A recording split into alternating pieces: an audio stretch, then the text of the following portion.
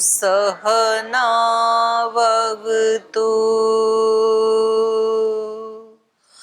सहनौ भुनक्तु सह वीर्यं करवावहै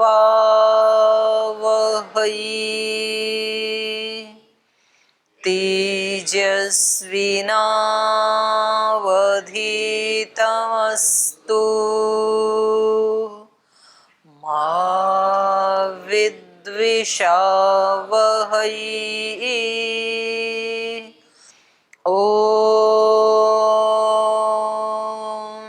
शांति शांति शांति।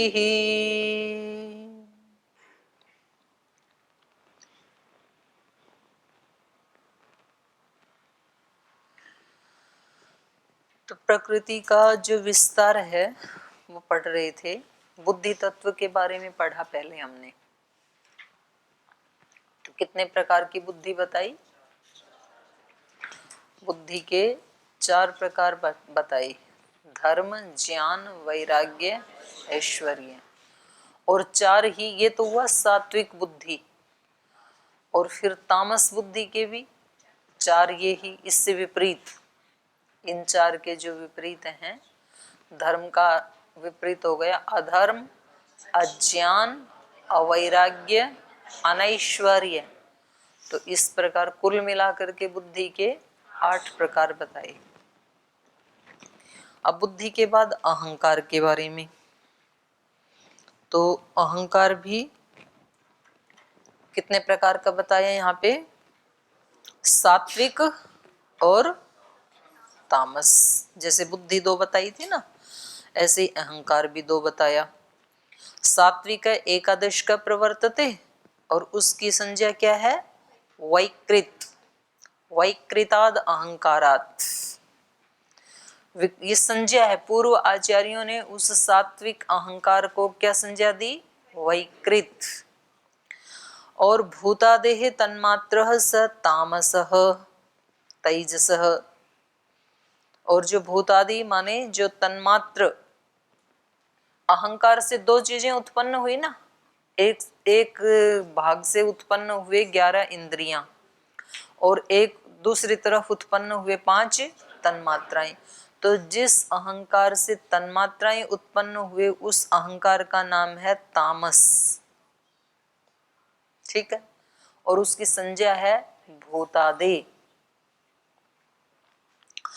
भूतादेह तन्मात्रः।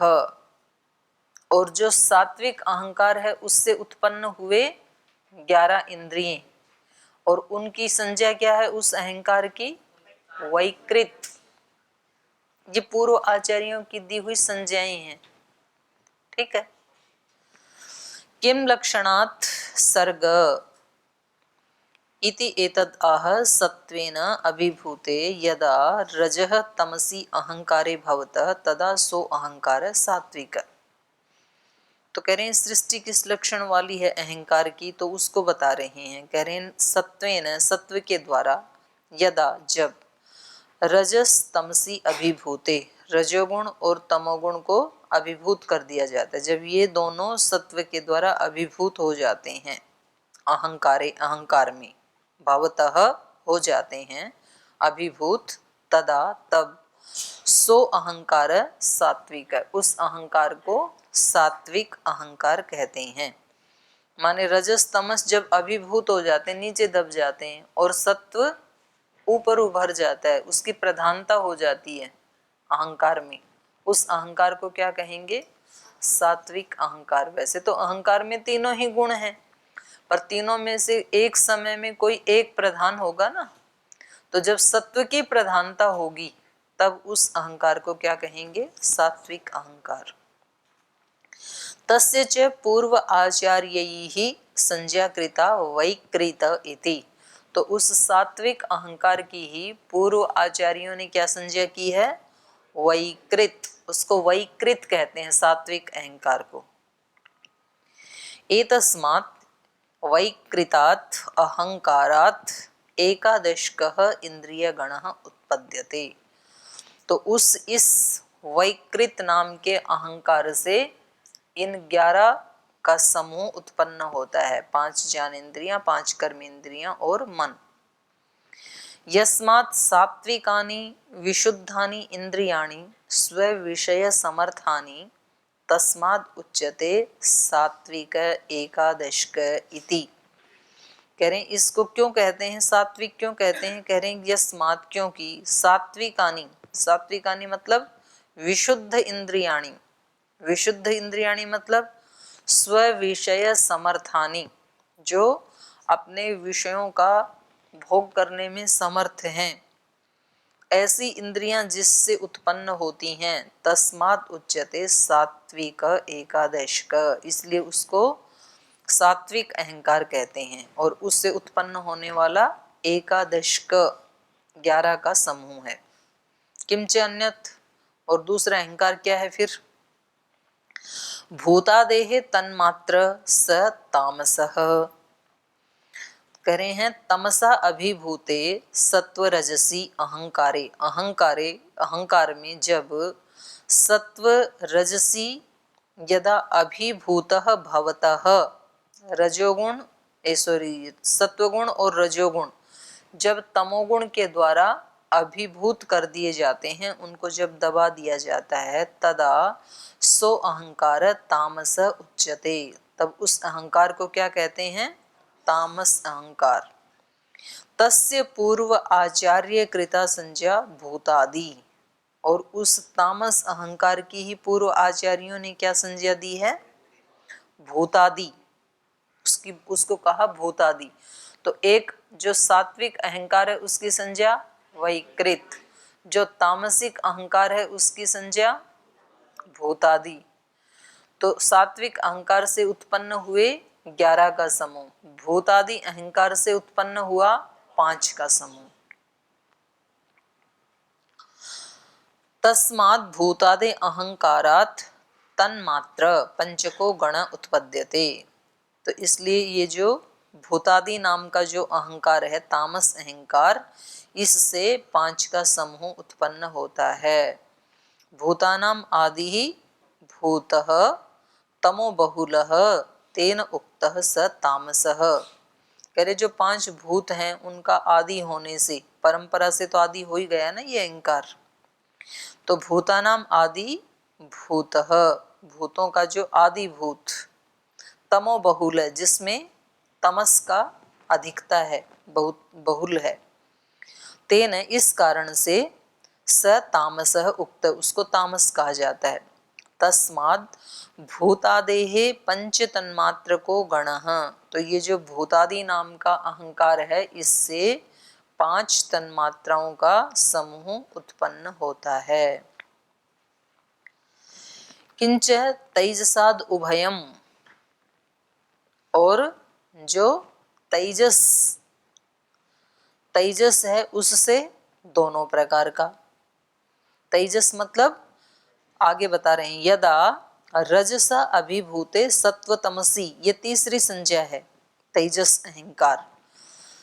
ये कौन सी स्थिति है? जब रजसा रजोगुण के द्वारा सत्व तमसी अहंकारे अभिभूते भवतः, जब सत्व और तम रजोगुण के द्वारा अभिभूत कर दिए जाते हैं, तदा तस्मात् सो अहंकार तेजस इति संज्ञा लभते, तो तब उस अहंकार की तेजस संज्ञा प्राप्त होती है। तो अहंकार कितने प्रकार का हो गया? सात्विक अहंकार, राजसिक अहंकार, तामसिक अहंकार। सात्विक अहंकार की संज्ञा क्या है? वैकृत। राजसिक अहंकार की संज्ञा क्या है? तेजस। तामसिक अहंकार की संज्ञा क्या है? भूतादि। तो सात्विक अहंकार से क्या उत्पन्न हुआ? 11 का समूह। तामसिक अहंकार से क्या उत्पन्न हुआ? 5 का समूह। और राजसिक अहंकार इन दोनों के साथ जुड़ता है, क्रिया उसी में है ना, तो 3 संज्ञाएं होगी इसकी अहंकार की। तो ये एक प्रश्न बनता है इस कारिका में, अहंकार की पूर्व आचार्यों के द्वारा की गई संज्ञाओं का वर्णन करते हुए विस्तार से बताएं कि कौन से अहंकार से कौन सी सृष्टि उत्पन्न होती है। तो आपको फिर ये तीनों बताने पड़ेंगे।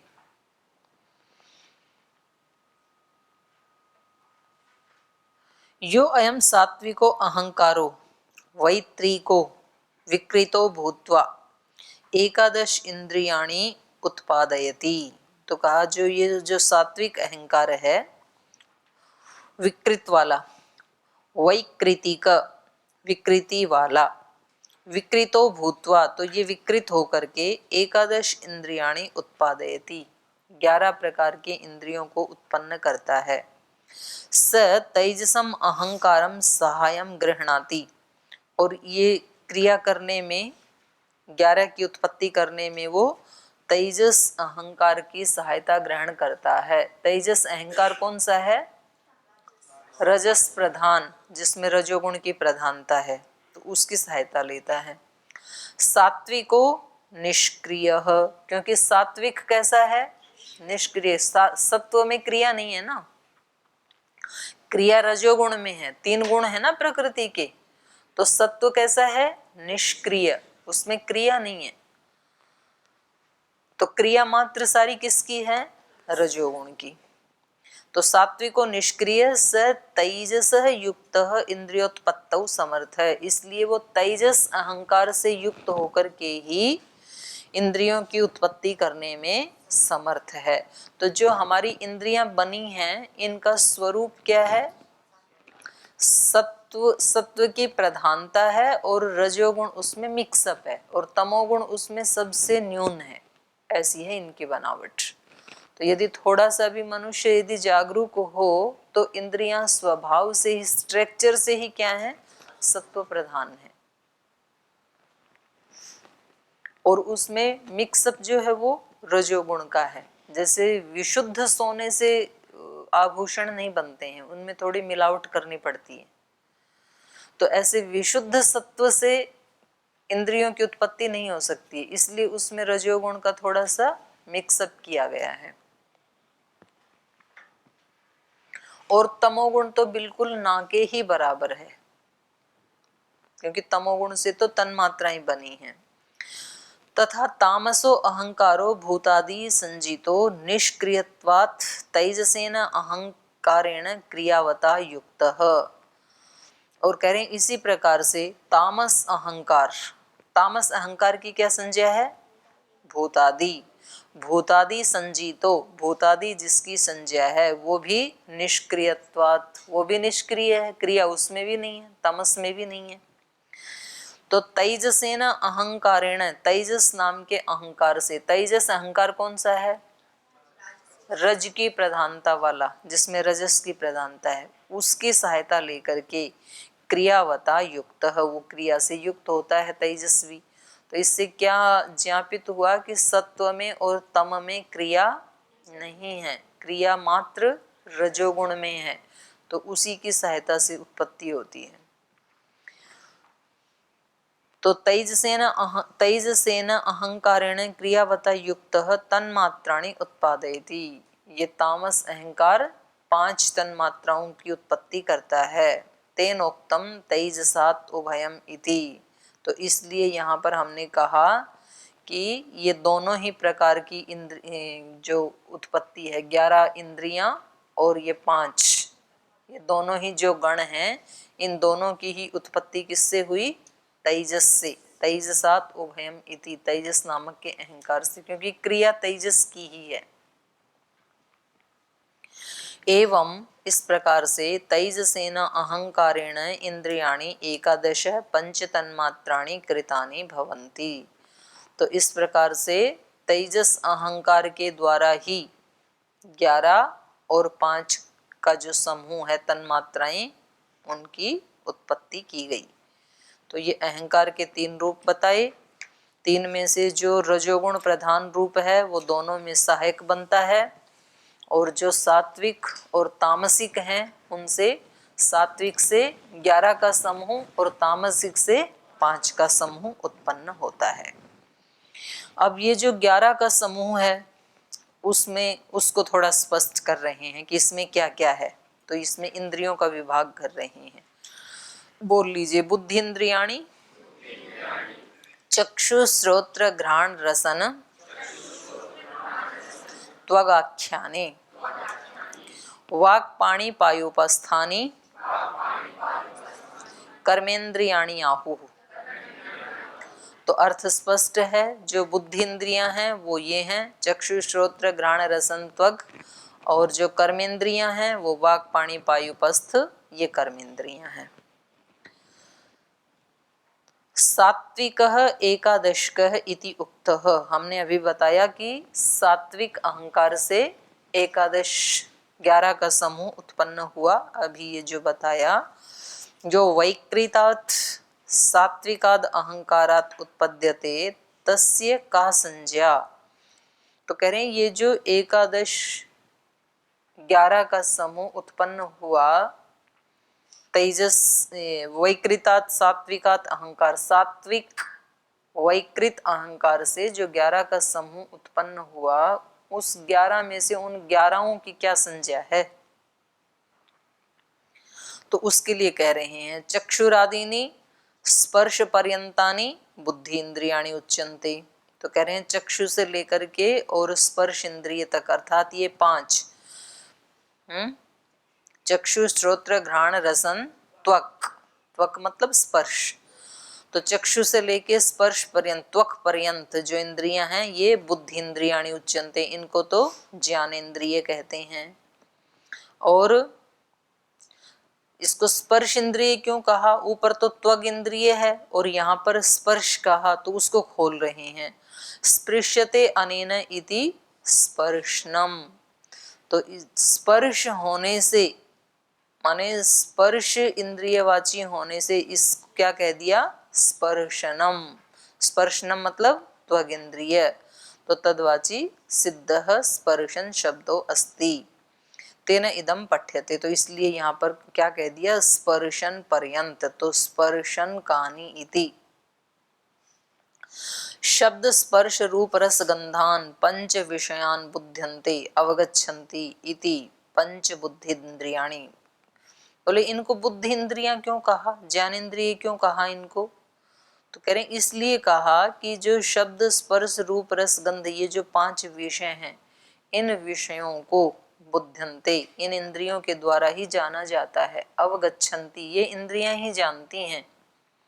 इनमें से कोई एक इंद्रिय भी ना हो तो उस विषय का ज्ञान नहीं होगा, तो इसलिए इनको बुद्धि इंद्रिय कहते हैं। अनवर्थ संज्ञा है ये। पंच बुद्धिन्द्रियाणि वाक् पाणि पायुपस्थान कर्मेंद्रियाणि आहु, इनको कर्मेंद्रियां कहते हैं। क्यों, कर्मम कुर्वन्ति कर्मेंद्रियाणि, क्योंकि ये कर्म करती हैं। वाग् वदति हस्तौ नाना व्यापारम कुरुतः पादौ गमनागमनम पायुत्सर्गम करोति उपस्थानंदम प्रजोत्पत्त्याः। तो ये भिन्न भिन्न प्रकार के कर्म करते हैं ना। वाणी बोलती है, हाथ भी अनेक प्रकार के कर्म करते हैं, पैर गमन आगमन करते हैं, पायु इंद्रिय मलोत्सर्ग करती है, उपस्थ इंद्रिय प्रजोत्पत्ति करती है। तो सारी इंद्रियां कर्म करती हैं, इसलिए इनको कर्म इंद्रिय कहते हैं। अब बच गया मन, 11वां। तो मन के बारे में क्या कह रहे हैं, उभयात्मकम अत्र मनः संकल्पकम इंद्रियं च साधर्म्यात् गुण परिणाम विशेषात् नानात्वं बाह्य भेदाश्च। अब 10 की संज्ञा तो हो गई, 5 ज्ञानेन्द्रियां 5 कर्मेंद्रियां, 11वां है मन। तो कहा उभयात्मकम अत्र मनः, मन तो उभयात्मक है, कर्मेंद्रिय भी है और ज्ञानेन्द्रिय भी है। संकल्पकम इंद्रियम च, ये संकल्प करने वाला भी है और इसकी संज्ञा इंद्रिय भी है। क्यों, इन दोनों के साथ साधर्म्य होने से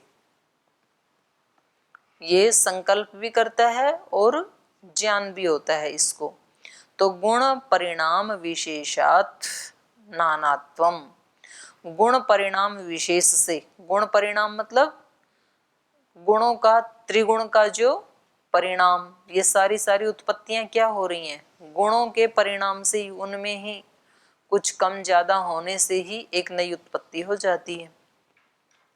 तो गुण परिणाम विशेषात, गुण परिणाम विशेष से माने उनके वैषम्य से जो उत्पन्न हुआ, विशेषात नानात्वम, तो उससे ही इनमें नानात्व आ गया। और बाह्य भेदाश्च, और बाह्य अर्थों में भेद भी हो जाता है। बने तो अहंकार से ही, और अहंकार भी क्या है? त्रिगुणात्मक।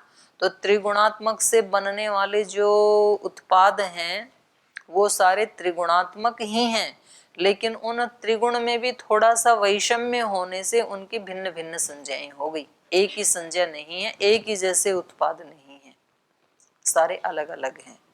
तो कहीं सत्व की प्रधानता हो गई तो वो बन गई बुद्धि इंद्रिय, और कहीं तमस की प्रधानता हो गई तो वो तन्मात्राएं, और कर्म की प्रधानता है उसमें कर्मेंद्रियां, और जिसमें संकल्प और इंद्रिय दोनों के धर्म दिखाई देते हैं वो बन गया मन।